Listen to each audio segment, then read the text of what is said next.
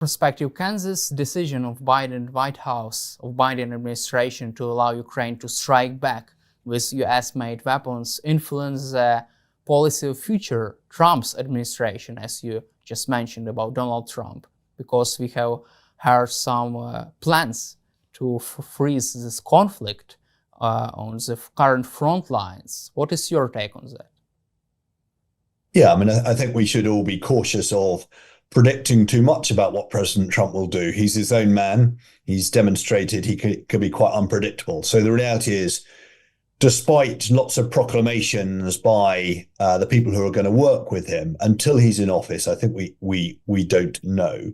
He will, I'm sure, want to bring meaning to what he said in the past about bringing the war to an end. But that need not necessarily be to Ukraine's disadvantage. It may mean, who knows, that actually he doubles down in his support to Ukraine and is more aggressive in his support to Ukraine. So I think, I don't think we should prejudge the outcome, and we should be cautious of paying too much heed to the words he used during the election process and prior to coming into office. So I think it'll be interesting.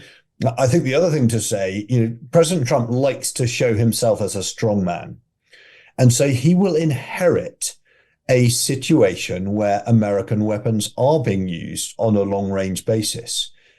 So will he want to immediately rescind that freedom? I would suspect not.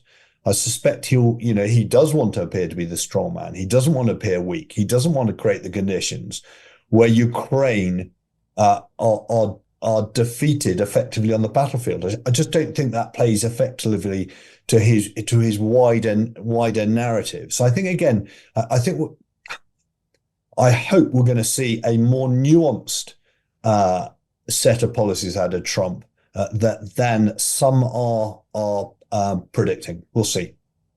So if Donald Trump tries to stop Ukraine for using long-range strike inside Russia, if he reverses Biden's policy and, for example, refuses policy to be in action and does not allow Ukraine to strike inside Russia, this decision would make him more weak on the world stage, more weaker position. Yeah, that would be my judgment. Who knows how he will view it? But my judgment is that reversing this decision will make him look weak. He does not like to look weak. He has all politicians do, but he's got a hell of an ego, and he won't want to look weak. He won't want to be mocked. He will want, he says he wants to do something really strategic, change the course of this war.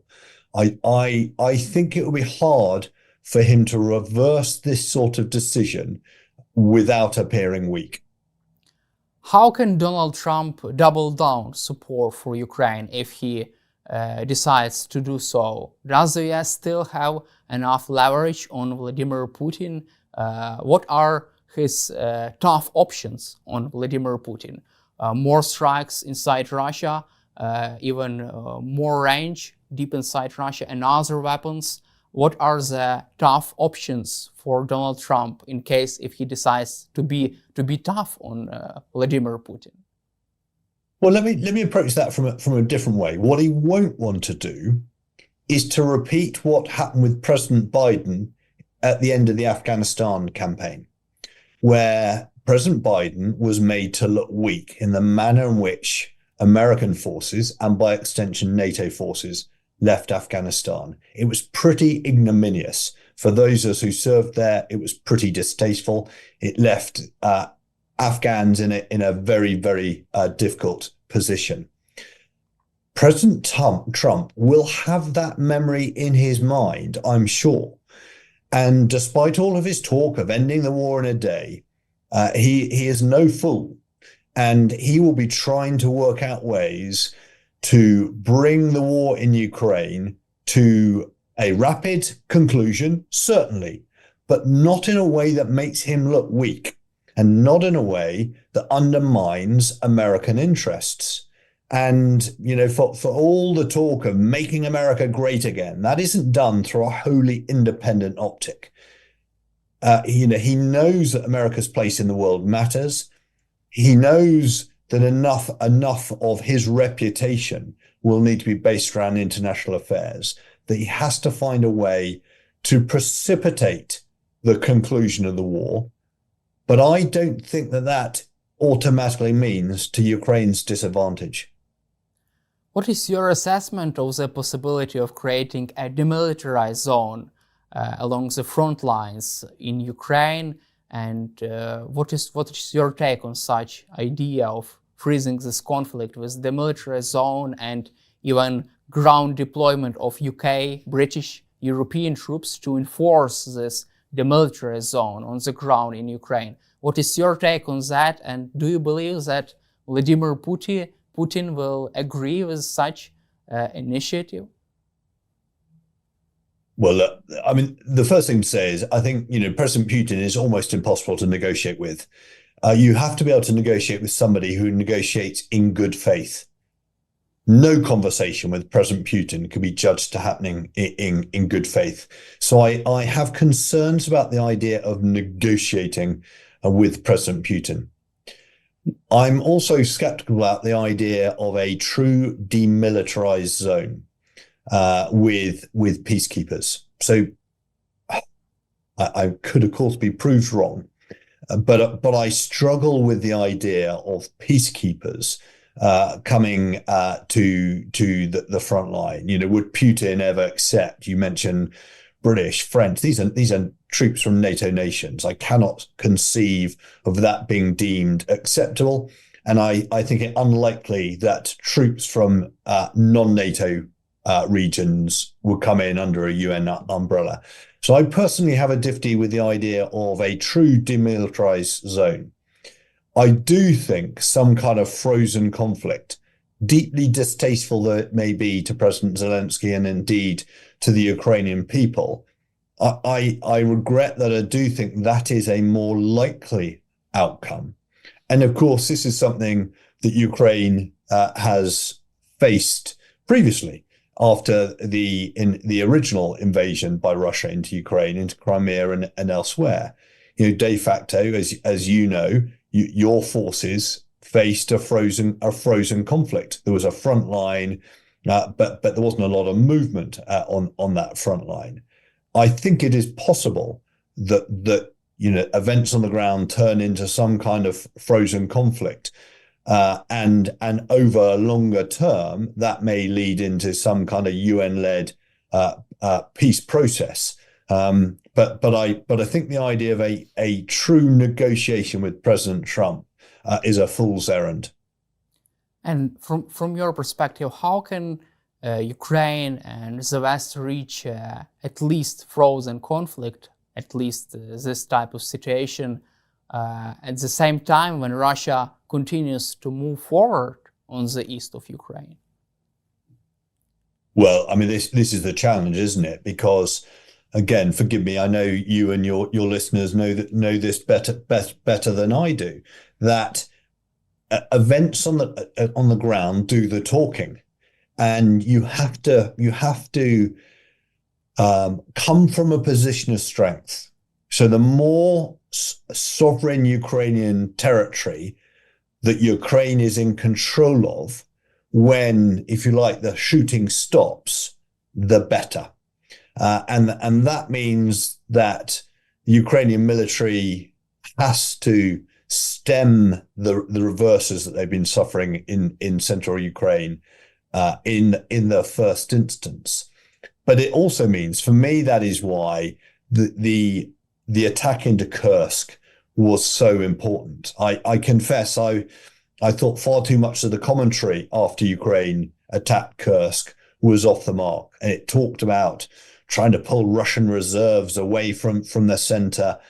For me, it was nothing about that. I feel confident the reason President Zelensky did it and his generals advised it was to create a real strategic, not an operational, but a strategic dilemma to President Putin. By taking control of some sovereign Russian territory, That is a real strategic play because it gives genuine leverage as the war comes towards a conclusion. Because President Putin is a proud man.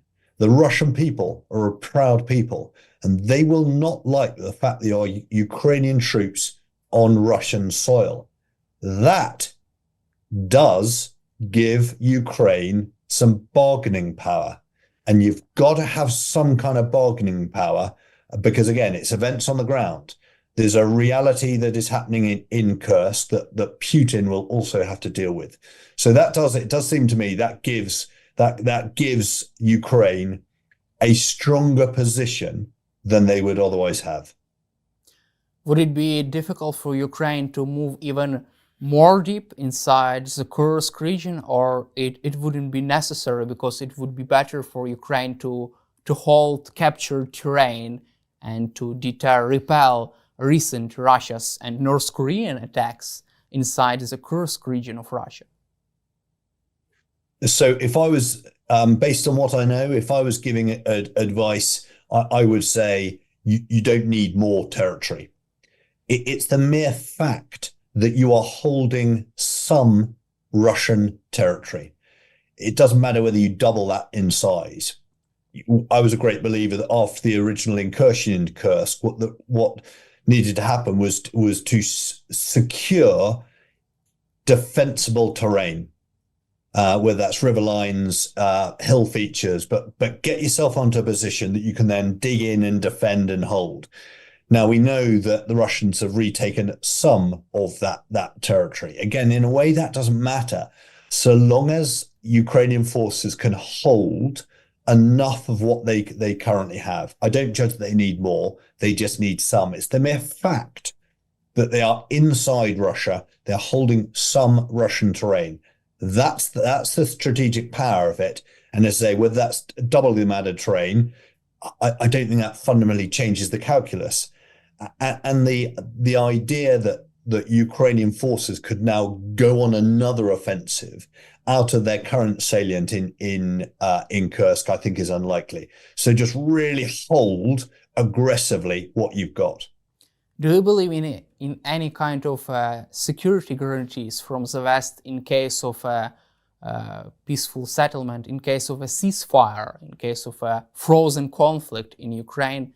Do you believe in such scenario? Because when Ukraine and Russia held peace talks in 2022, Vladimir Putin refused for Ukraine. He refused the idea of Ukraine receiving security guarantees from the West, and according to the New York Times, that was a reason why these peace talks failed, because Russia did not want Ukraine to obtain any kind of serious security guarantees from the West. I think your characterization is exactly right, but this goes back to what I said earlier. It is almost impossible to negotiate with President Putin. He's a barefaced liar. You cannot negotiate in good faith with leaders who are liars. He only respects strength. Now, I think that early in the conflict, NATO leaders did quite a good job in giving early support to Ukraine and moderating their stance to ensure that the war did not escalate. But quite quickly, it became clear that the Russian military were not capable of really escalating the conflict, and that President Putin was unlikely to do so. And I do think, therefore, that NATO, Western nations, should be bolder in giving genuine guarantees to Ukraine, to President Zelensky, to the people of Ukraine, because you are fighting for yourselves, but you're also fighting for wider Europe. You're fighting for stability and peace in the world, and I think frankly it's the least that the West can do is to give President Zelensky some of those security guarantees. And my last question for you: do you think that France and the United Kingdom have also allowed Ukraine to strike deep inside Russia with long-range cruise missiles, Reuters reported that both French and British governments have not commented on this in this question. What is your reaction to this? How can you assess this? Yes, I mean, I would expect that Britain and France will wish to provide a similar lift of the restrictions. But in the case of the British weapons, Storm Shadow, it has American technology within it. And as you know, previously, therefore, Britain has sought the support of the United States before lifting that restriction. One would like to think that if Britain now asks America for permission to lift the restrictions, that America will do so. I'm sure there'll be side discussions during the G20 summit, and I would very much hope that Britain and France will be able, therefore, to make a similar lifting of that restriction. Thank you, General Jones, for your time and for your support for Ukraine, and glory to Ukraine. Thank you very much. And as always, Ukraine and all your people are in our thoughts.